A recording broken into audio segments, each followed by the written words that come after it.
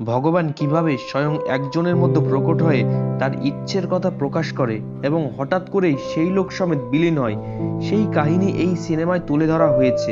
এক জঙ্গল ও দেবতার কাহিনী। নমস্কার বন্ধুরা, আমি বিশ্বজিৎ, আপনাদের সকলকে ডাবিং ম্যাক্সে স্বাগতম। আজ আমরা এক্সপ্লেন করব সাউথ মুভি কান্তারা, যে সিনেমাটি একটি গ্রামকে ঘিরে, যেখানে ভূতকলা অনুষ্ঠান হয় এবং একজন বংশ পরম্পরায় পাঞ্জরেলি দেবতা সেজে নৃত্য প্রদর্শন করে।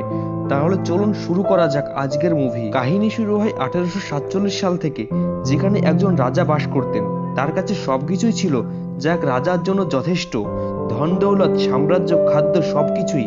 কিন্তু তার ছিল না মনের শান্তি। মন্দিরে মন্দিরে সোনারূপা দেওয়া, গরিব লোককে খাওয়ানো আর ভালো ভালো কাজ করার পরও তার মনে শান্তি আসে না।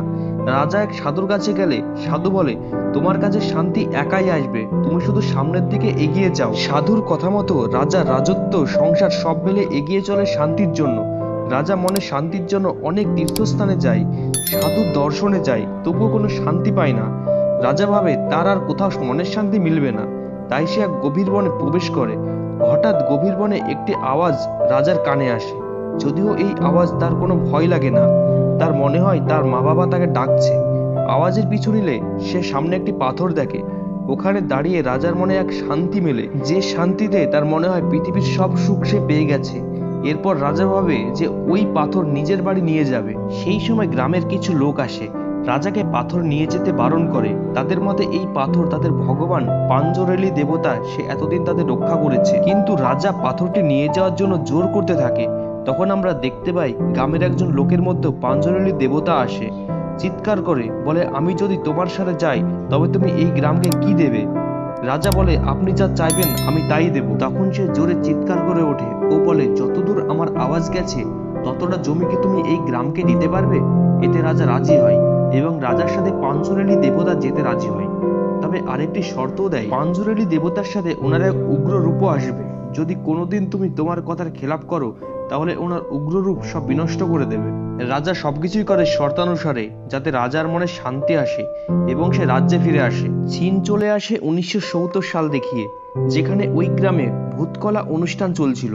আসলে কর্ণাটকের এক রিচুয়াল, যেখানে তুলু জাতির লোক নিজেদের দেবতাকে উদ্দেশ্য করে ভূতকলা নৃত্য অনুষ্ঠান করে, যেখানে দেবতার মতোই দেখতে একজন সেজে নৃত্য প্রদর্শন করে। এবং একটি সময় এসে পাঞ্জরেলি দেবতা তার শরীরে আসে, সবাইকে আশীর্বাদ করে, সাথে ভবিষ্যতের কিছু বার্তাও দিয়ে যায়, যে এই নৃত্য প্রদর্শন করে তার বংশ পরম্পরা এটি চলতে থাকে। এটি আজও বর্তমান সময়ে চলমান। ভূতকলা অনুষ্ঠানে প্রত্যেকবারের মতো এবারও রাজার এক বংশধর এসেছে, তবে এবার তার মন পরিষ্কার নয়। সে চায় এই জায়গাটি দখল করে বড় বড় শপিং মল, রেস্টুরেন্ট তৈরি করতে। তার মতে এই অনুষ্ঠানটি একটি ফালতু।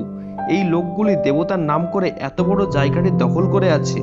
নৃত্য চলাকালীন যে পাঞ্জরেলি দেবতার কাছে এসে বলে, আমি আর এই নাটক দেখতে পারছি না, আমার এই জমিটি চাই, যেটি তারা আমার পূর্বজের কাছ থেকে পেয়েছে।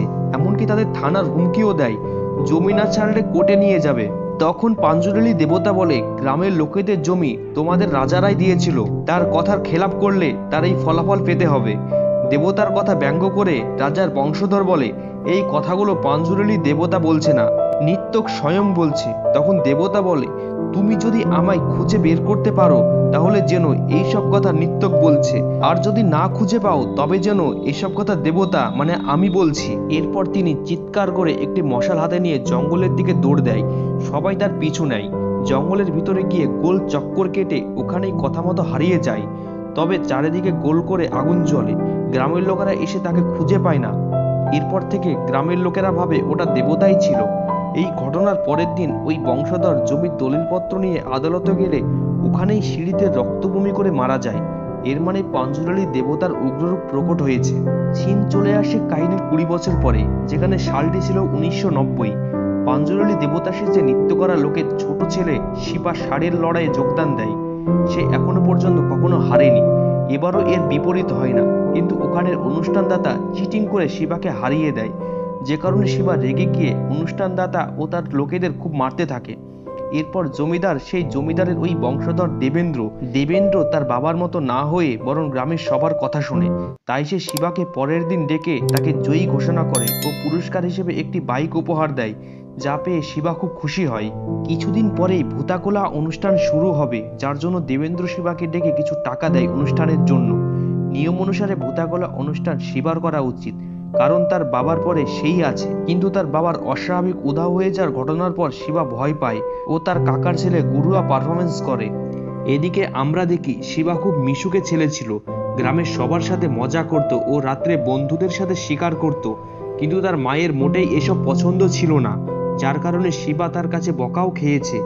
তার শিবার কাজ ছিল জমিদারের কথা মতো জঙ্গলের গাছ কাটা, শিকার ধরে দেবেন্দ্রের কাছে আনা, যার জন্য সে টাকা পেত। এর সাথে দেবেন্দ্রর হয়ে বিভিন্ন ঝামেলা করা শিবার কাজ ছিল। কিন্তু গ্রামে মুরলী নামে একজন অফিসার আসে। মুরলী খুব সৎ ও পরায়ণ লোক ছিলেন। তিনি ওই গ্রামে জঙ্গল কাটা ও জঙ্গলের শিকার ধরা এসব খুব অপছন্দ ছিল। একদিন গ্রামের কিছু লোক গাছের ডাল কেটে নিয়ে যাচ্ছিল। মুরলী তাদের দেখে খুব মারে ও দুবার এসব না করতে বলে এবং বলে জঙ্গল সরকারের জমি, তারা এভাবে নষ্ট করতে পারে না। কিছুদিন পরে ভূতাকোলা অনুষ্ঠানের জন্য গ্রামের লোকেরা জঙ্গলের ডালপালা কেটে নিয়ে যাচ্ছিল, যা মুরলীর চোখে পড়ে। মুরলী তাদের এসব করতে বারণ করলে তারা শিবার কাছে গিয়ে সব বলে। ভূতাকোলা অনুষ্ঠানের দিন সবাই খুব আনন্দ করছিল। গুরুয়া পাঞ্জলি দেবতার সাথে নৃত্য পরিবেশন করে, চারিদিকে পটকা বাজছিল। এইসব দেখে অফিসার মুরলী আসে ও অনুষ্ঠান বন্ধ করতে বলে, যে পটকার শব্দে জঙ্গলের পশু পাখিদের কষ্ট হচ্ছে। তখন মুরলীর সাথে শিবার একটু ঝামেলা হয়। শিবা বলে এই অনুষ্ঠান বন্ধ করা যাবে না, তাতে আমাদের দেবতার খারাপ লাগবে। কিন্তু তাতে মুরলীর কিছু না। কিন্তু বাকি পুলিশেরা গ্রামের লোক হওয়ায় সবাই মিলে মুরলীকে বোঝায় এখন এখান থেকে যাওয়াই ভালো হবে, শিবাকে পরে কখনো না কখনো দেখে নেবে। এরপর আমরা লীলাকে দেখতে পাই। সে শিবাকে ও শিবাও তাকে পছন্দ করে। তাদের মধ্যে কিছু দুষ্টুমির মুহূর্ত আমরা দেখতে পাই। লীলা যে ফরেস্ট অফিসারের ট্রেনিং নেয়, এখন সে পুলিশের জব করতে চায়, তাই তার বাবা তাকে শিবার কাছে নিয়ে যায়। লীলার বাবা শিবাকে বলে, তুই যা যা করেছিস ঠিক করেছিস। যদিও শিবার মনে হয় কাল লীলার সাথে যা করেছে তা ঠিক করেছে বলল। আসলে অফিসার মুরলীর সাথে যা করেছে ঠিক করেছে, এটাই লীলার বাবা বলতে চাইছিল। তখন লীলার বাবা বলে, আমার মেয়ের ট্রেনিং শেষ, এখন তুমি ওকে সাহায্য করো। এতে শিবা বলে, হ্যাঁ অবশ্যই, আমার সাথে জমিদারের কাছে চলুন। আমি বললে লীলার ফরেস্ট পুলিশের চাকরিটা ঠিক হয়ে যাবে। এবং কথা মতো লীলা পুলিশ হয়। লীলার চাকরির প্রথম দিনে জানতে পায় যে আজ মুরলী পুরো গ্রামে ফেন্সিং ওয়াল বসাবে, যাতে করে তারা জঙ্গলে প্রবেশ করতে না পারে। এরপরে গ্রামের সব লোক আসে ও বাধা দেওয়ার চেষ্টা করে, যেখানে শিবার সাথে পুলিশের কিছুটা ঝামেলা ও ফাইট হয়। কিন্তু গ্রামের কিছু লোক যারা মুরলীর দলে চলে যায় ও শিবাকে একটা জায়গায় দড়ি দিয়ে বেঁধে দেয়। রাত্রি হলে লীলা ডিউটি শেষে বাড়ি ফিরলে সে শিবাকে ওখানে দেখতে পায়। এরপর সে শিবার জন্য খাবার নিয়ে যায়, কিন্তু শিবা খাবার খায় না ও রাগে লীলাকে বলে, এর জন্যই কি তোমাকে বলে কয়ে পুলিশ করলাম? লীলা বলে, সে করতো তো কি করতো, তারা তো এখন ডিউটিতে। সে কিন্তু মনে মনে ওই গ্রামের জন্যই ভাবছিল। পরের দিন সকালে গ্রামের লোক জমিদারের কাছে যায় ও তাদের জমি বাঁচাতে বলে। সেটি জঙ্গলের মধ্যে এখন চলে গেছে। দেবেন্দ্র তাদের জমির দলিল আনতে বললে সবাই দলিল নিয়ে দেবেন্দ্রর বাড়িতে উকিলকে দেখায়। সেখানে দেখা শিবার এক লাচ্ছ বন্ধু সে জমিদারের বাড়ি দেখে খুবই উৎসুক হয়ে পড়ে ও ঘরের ভিতরে পা দিয়ে ফেলে। তখন দেবেন্দ্রর এক লোক লাচ্ছকে জোরে করে চড় মারে। এর সাথে বলে, তোদের মতো নিচু জাতের অশুদ্ধ লোক এই ঘরে প্রবেশ করার সাহস কোথায় পেলি? শিবা এসব দেখে খুব রেগে যায় ও ওই লোককে খুব মারে। দেবেন্দ্র তার ওই লোককে খুব বকতে থাকে এবং বলে যে, তুই এমন কেন করলি, ওরা তো ওই গ্রামেরই লোক।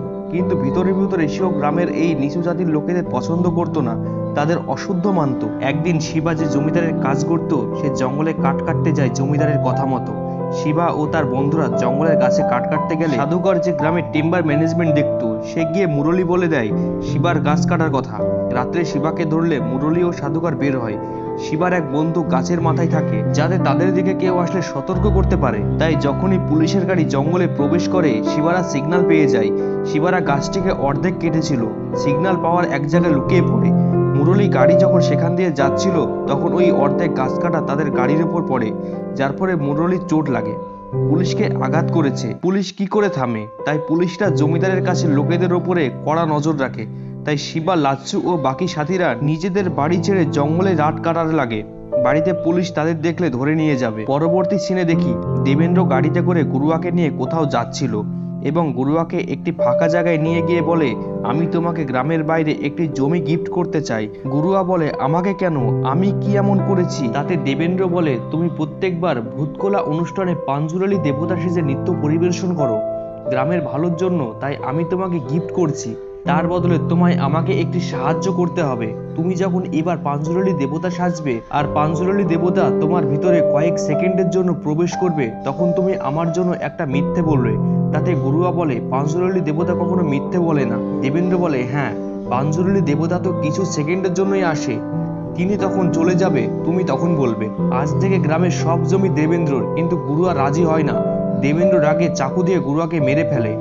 ওই রাতে শিবার সামনে পাঞ্জুরলি দেবতা আসে, যে রক্ত ও শুনিয়ে কাঁদে, কারণ এখন তার জন্য নৃত্য করার লোক নেই, তাকে কেউ মেরে ফেলেছে। পরের দিন সকালে দেবেন্দ্র গুরুয়ার বাড়ি যায় ও দুঃখ করে, এমন ভালো মানুষের সাথে কে এসব করলো। তখন গুরুয়ার বাবা বলে, যে এসব করেছে সে রক্তভূমি করে মরবে। গ্রামের লোক বলা কওয়া করে, গ্রামে ঘটেছে তার মানে গ্রামেরই কোনো লোক করেছে, তার শাস্তি হওয়া উচিত। এদিকে দেবেন্দ্র শিবাকে রাত্রিতে মাংস রুটি মদ খাওয়ায় ও তাকে ভুলভাল বোঝাতে থাকে যে তোমার ভাইকে আর কেউ নয়, বরং ফরেস্ট অফিসার মুরলী তোমার ভাইকে মেরেছে। এখন শিবা মুরলীকে মারতে বেরোয় রাগে, কিন্তু রাস্তায় দম মারতে দাঁড়ালে তার সামনে থাকা লোহার মহাজন, যেও শিবার সাথে দম মারছিল, সে শিবাকে বলে, আমি কিছুদিন আগেই দেবেন্দ্রর সাথে গুরুয়াকে যেতে দেখেছি, কিন্তু আসার সময় দেবেন্দ্র একাই আসে। তারপরের দিনই গুরুয়া মৃতদেহ পাওয়া যায়, যার জন্য এটা প্রমাণিত গুরুয়ার মৃত্যুর পেছনে দেবেন্দ্রই আছে। এদিকে এদের দুজনের কথা দাঁড়িয়ে থেকে সুধাকর শুনে শিবাকে মারতে থাকে, নইলে শিবা দেবেন্দ্রকে মেরে ফেলবে। এর সাথে বৃষ্টির মাঝে একটা মারামারি হয় শিবা ও দেবেন্দ্র লোকের মাঝে। শিবা সবাইকে খুব মারে। পরের দিন পুরো গ্রামে রটে যায় যে গুরুয়াকে আর কেউ নয়, বরং জমিদার দেবেন্দ্র মেরেছে। এর সাথে দেবেন্দ্র গ্রামের সবার জমি দখল করে নিয়েছে। সবাই মিলে মুরলীর কাছে সাহায্য চায়, এমনকি শিবাও তার কাছে সাহায্য চায়। মুরলী বুঝতে পারে যদি জমি দেবেন্দ্রর কাছে চলে যায় তবে সে এই জঙ্গল কেটে এখানে বড় বড় মল তৈরি করবে, যার কারণে মুরলী গ্রামের লোকেদের বলে জমি দখল করতে দেবেন্দ্র লোকেরা আসলে পুরো পুলিশ টিম তাদের বিরুদ্ধে দাঁড়াবে। এরপর দেবেন্দ্র তার পুরো গুন্ডা টিমকে নিয়ে আসে আর মুরলী তাদের পুলিশ টিম নিয়ে আসে। এরপর আরও একটি ফাইট দেখানো হয়, যেখানে দেবেন্দ্রর লোক মুরলী পুলিশ বাহিনী ফাইট হয়। শিবা মুরলীর সাথে ছিল। দেবেন্দ্র ও শক্তিশালী লোক হিসেবে শিবাকে এক হাত দিয়ে তুলে নিয়ে ফেলে দেয়। শিবা নিচে মাটিতে পড়লে মাটিতে পড়ে থাকা একটি পাথরের সঙ্গে তার মাথায় আঘাত লাগে ও রক্ত বেরোতে থাকে। গ্রামের লোকেরা মনে হয় শিবা মারা গেছে। তখনই এক টার্নিং পয়েন্ট। এই পাথরটি ছিল 1847 সালে রাজা যে পাথরটি পেয়েছিল সেটি। এই পাথরটি ছিল পাঞ্জুরলি দেবতা। ঠিক তখনই শিবার মধ্যে পাঞ্জুরলি দেবতার উপদ্রব হয় এবং সে গ্রামের ক্ষতিকারকদের একে একে মেরে ফেলে, এমনকি জমিদার দেবেন্দ্রকে মেরে ফেলে, যাতে করে গ্রাম সুরক্ষিত হয়। কিছু বছর পরে দেখি শিবা পাঞ্জুরলি দেবতা সেজে নৃত্য করে। লীলা তার স্ত্রী, সে এখন প্রেগনেন্ট। এই অনুষ্ঠানে অফিসার মুরলীও আসে। পাঞ্জুরলি দেবতা সে কয়েক সেকেন্ডের জন্য এসে মুরলীকে ধন্যবাদ বলে গ্রামকে বাঁচানোর জন্য। এর সাথে শিবা জঙ্গলে একটি শব্দ পায় এবং তার পিছু করতে করতে সেখানে আসে যেখানে তার বাবা উধাও ছিল। দুই পাঞ্জুরলিকে আমরা একসাথে দেখি এবং শিবা তার বাবার মতোই উধাও হয়ে যায়, কারণ এখন নতুন পাঞ্জুরলি অর্থাৎ তার ছেলে আসছে। এর সাথে সিনেমাটি শেষ হয় সাসপেন্সের সাথে। সো এক্সপ্লেনটি কেমন লাগলো? আশা করি আপনাদের সকলের ভালো লেগেছে। যদি ভালো লেগে থাকে তাহলে চ্যানেলটিকে সাবস্ক্রাইব ও ভিডিওটির একটি লাইক আশা করতে পারি। ধন্যবাদ। আবার দেখা হচ্ছে পরের কোনো এপিসোডে। আপনারা ভালো থাকবেন, পরিবারের খেয়াল রাখবেন।